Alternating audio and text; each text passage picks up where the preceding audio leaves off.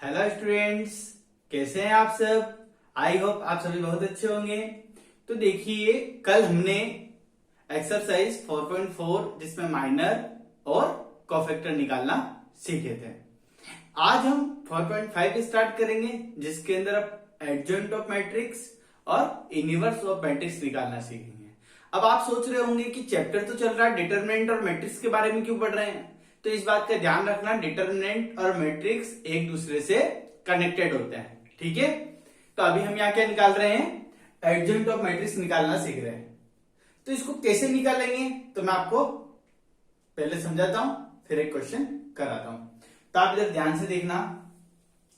जैसे कि मैंने आपके सामने कोई मैट्रिक्स दी है, A11, A12, A13, A14, ठीक है।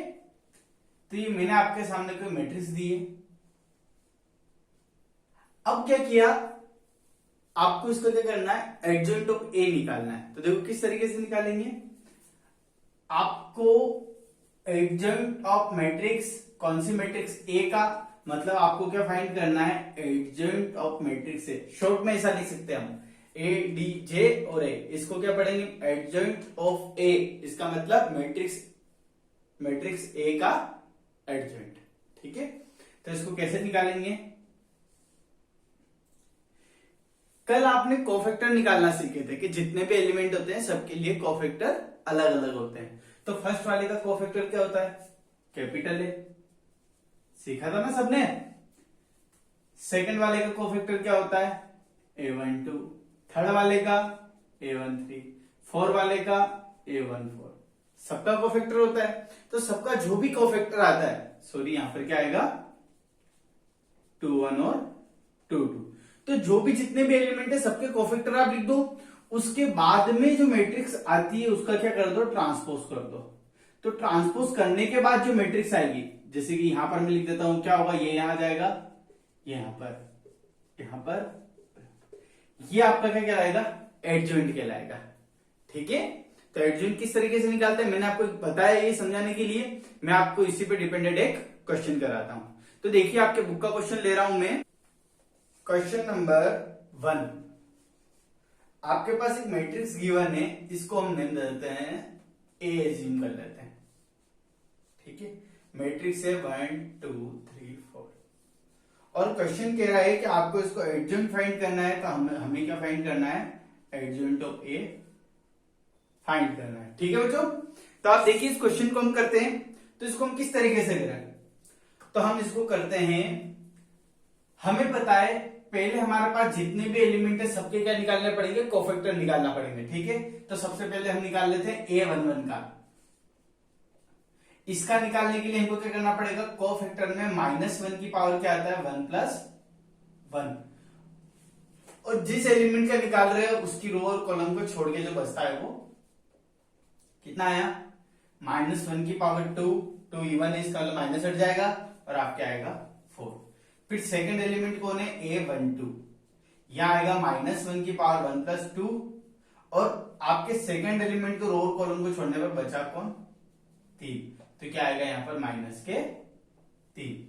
फिर हम थर्ड एलिमेंट के लिए करते हैं, थर्ड एलिमेंट क्या है, A31, यहां क्या आएगा, सॉरी A21, यहां आएगा आपके 2 + 1 और इसकी रो और कॉलम को छोड़ने के बाद बचा कौन, 2, ये आएगा -2।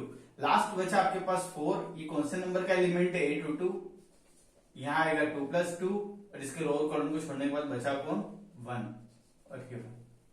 तो आपको निकालना आगे कोफैक्टर किस तरीके से निकालते हैं, कल हमने सीखा था कोफैक्टर निकालना। अब हमें पता है कि हमारे पास ये मैट्रिक्स है और इसका एडजॉइंट फाइंड करना है। तो पहले आपको क्या निकालना है, कोफैक्टर, ठीक है।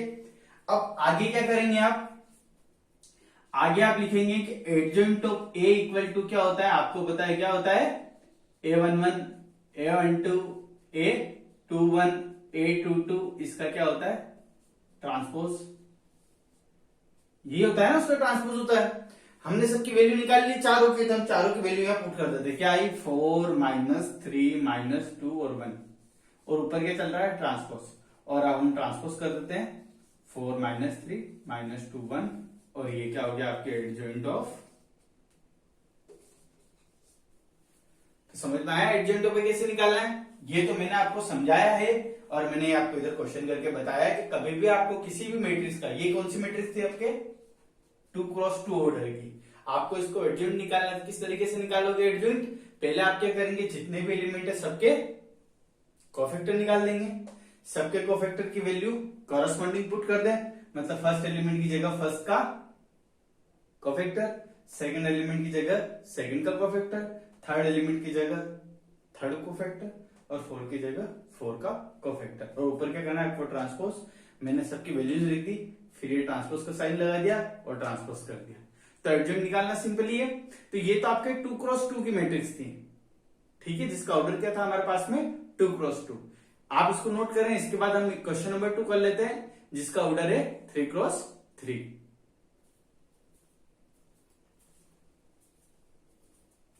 तो अब हम क्वेश्चन नंबर 2 करते हैं।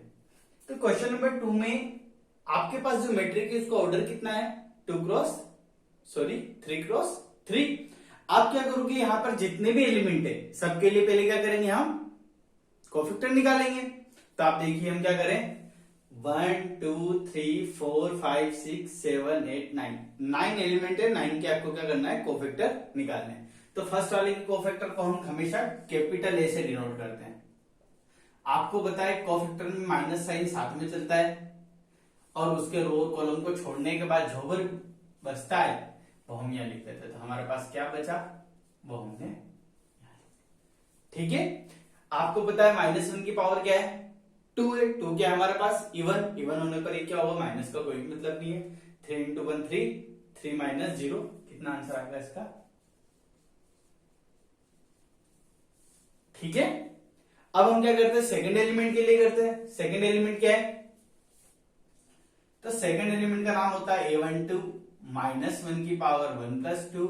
इसके रो और कॉलम को छोड़ने के बाद क्या बचा, 2 - 2 और 5 1। आपको बताएं यहां पर -1 की पावर कितनी है, 3 क्या होता है, ओड होता है। जब ओड होता है तो माइनस बाहर आता है। तो हम यहां पर क्या करें, इसका माइनस बाहर ले लेते हैं। 2 का मल्टीप्लाई 1 से होगा तो 2, ये होगा 5 × 2 10, माइनस का 10 और एक फॉर्मूले का माइनस होता है,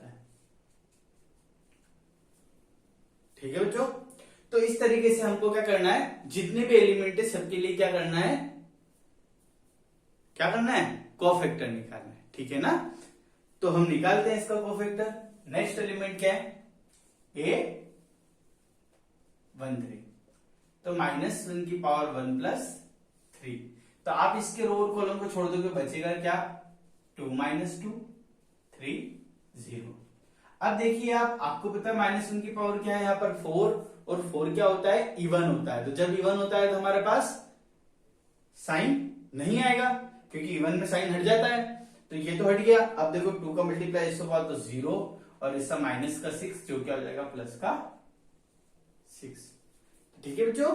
तो इस तरीके से आप सबके लिए कर सकते हैं। तो मैं कर देता हूं और आप भी करिए इनको पहले, फिर चेक करना। तो देखिए हमारे पास जितने भी एलिमेंट्स थे सबके लिए हमने क्या कर लिए, कोफैक्टर फाइंड कर लिए। अब हम क्या करेंगे, कोफैक्टर फाइंड करने के बाद जिसका भी एडजेंट फाइंड करना है उसको लिखोगे एडजेंट ऑफ ए। आप क्या करोगे, जितने भी एलिमेंट है सबके लिए यहां पर लिख दो A11, A12, A13, A21, 22, 23, A31, 32, 33 और यहां बाहर लगा दो ट्रांसपोज। अब आप क्या करोगे, सब एलिमेंट्स की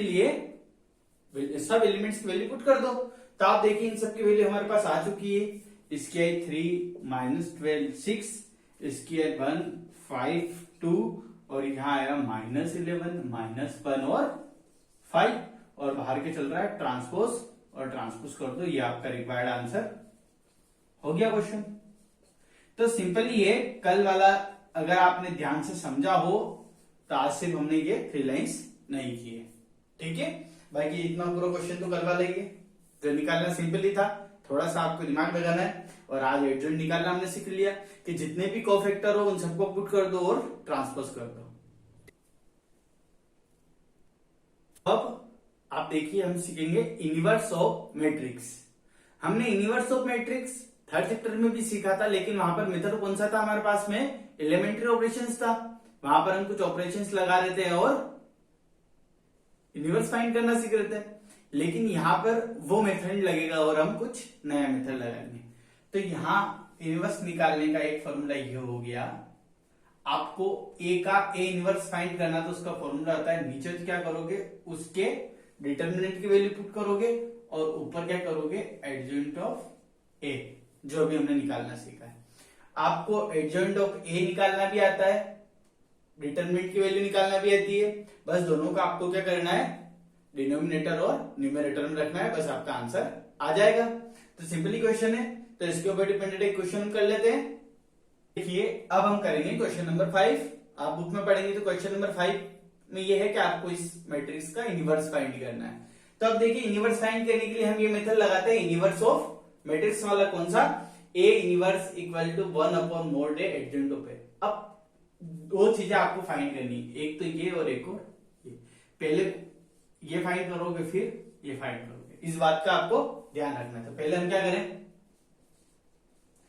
ये फाइंड करें, अभी कर लेते, आता है तो हमको 3 इंटू 2 6, 4 इंटू 2 8, माइनस का 8 और एक माइनस अपने पास पहले ही होता है।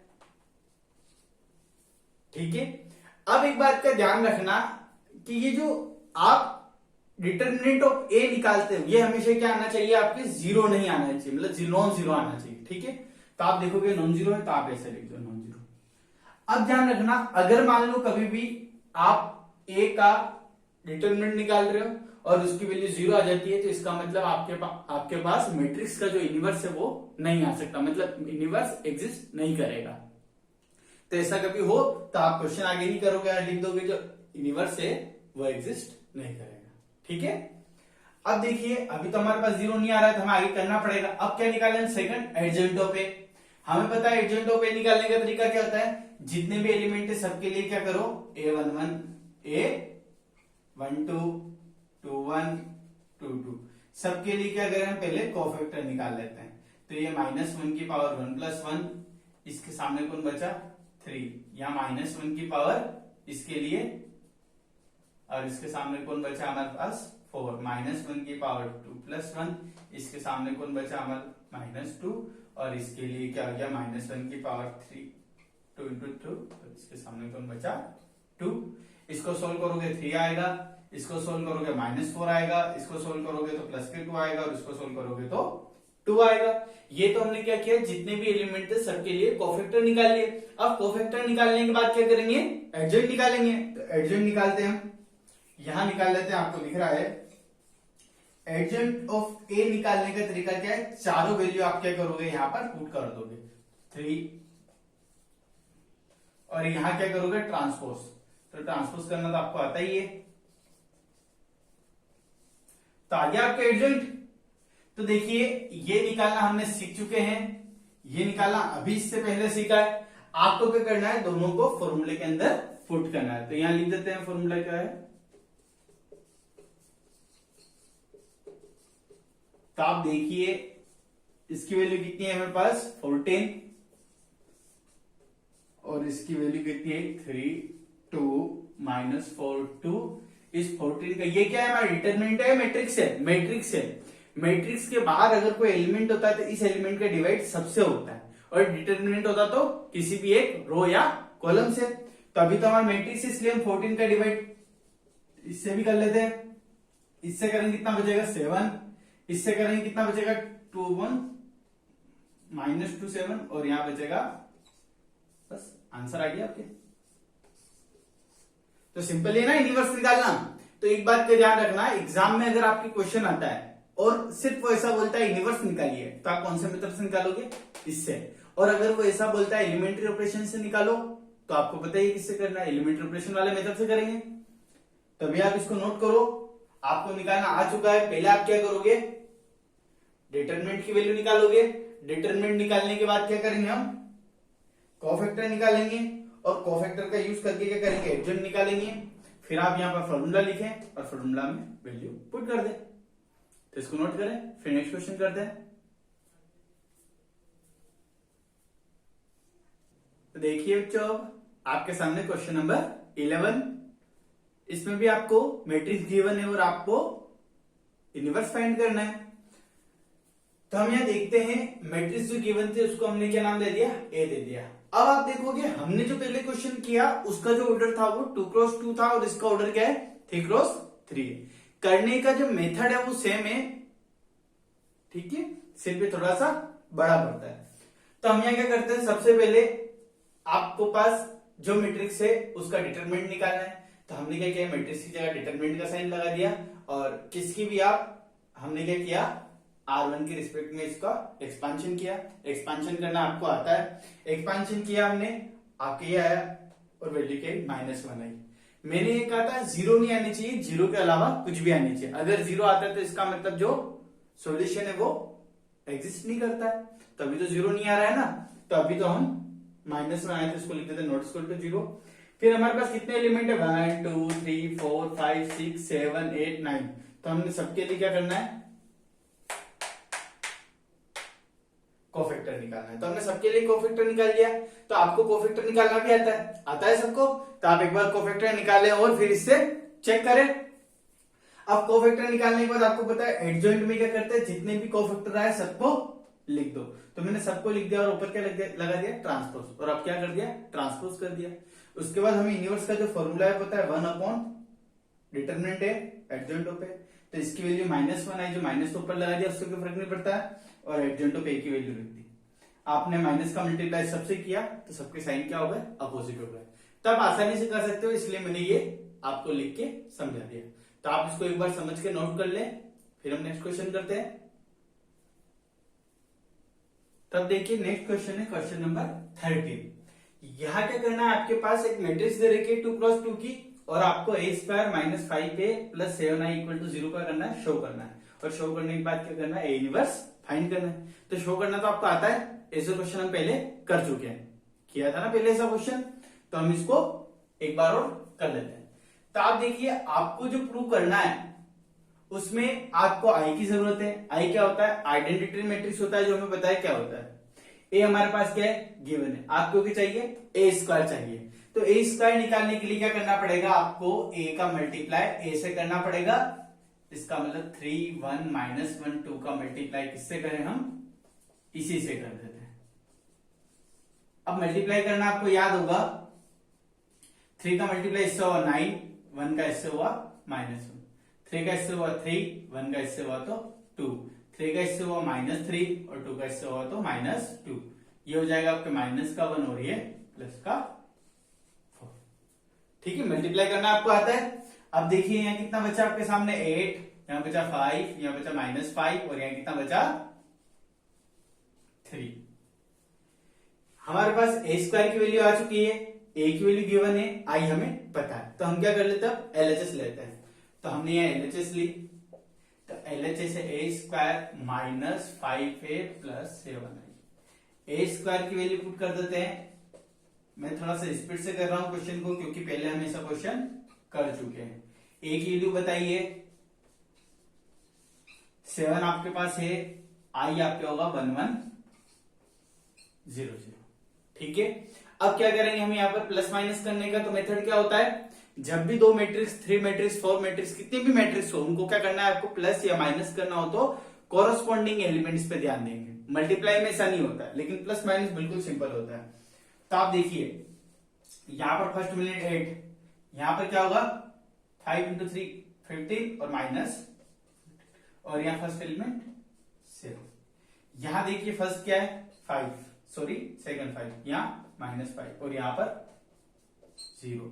यहां देखिए -5, ये +5 और ये 7 × 0 0।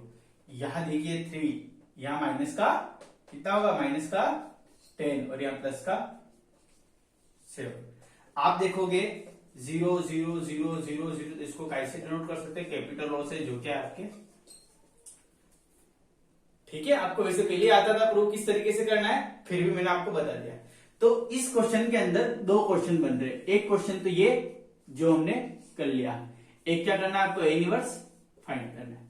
ध्यान रखना, कभी कभी क्या करता है, ये लाइन तो देता है लेकिन ये शो करना नहीं लिखता है। तो जब शो करना लिखता है तो ही आपको शो करना है, नहीं तो अदरवाइज ऐसा भी आ सकता है क्वेश्चन ए इक्वल टू ये, आपके सामने ये पूरी इक्वेशन दे रही है और आपको ए इनवर्स जो होता है वो इसका यूज करके फाइंड करना है, ऐसा क्वेश्चन भी आ सकता है। तो जब शो करने का हो तभी शो करना, नहीं शो करने का हो तो मत करना, ठीक है। अब हम फाइंड करते हैं A inverse.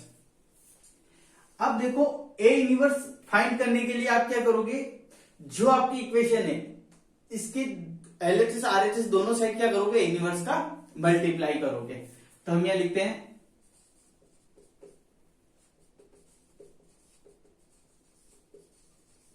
Multiplying by A inverse, ठीक है।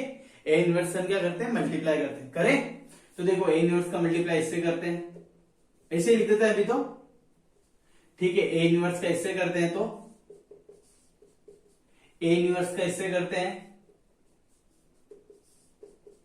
और 0 से करते हैं। अब देखिए यहां पावर कितनी थी 2 और ये -1, कितना बचेगा पावर 1। ध्यान रखना ए का मल्टीप्लाई जब भी ए इनवर्स से होगा तो हमेशा क्या आता है, आई आता है, ये हम पहले सीख चुके हैं। आई का मल्टीप्लाई किससे भी हो वापिस वही मैट्रिक्स आ जाती है, और 0 का मल्टीप्लाई किससे भी हो वापिस 0 आ जाता है, ठीक है। समझ में आया ना आपको।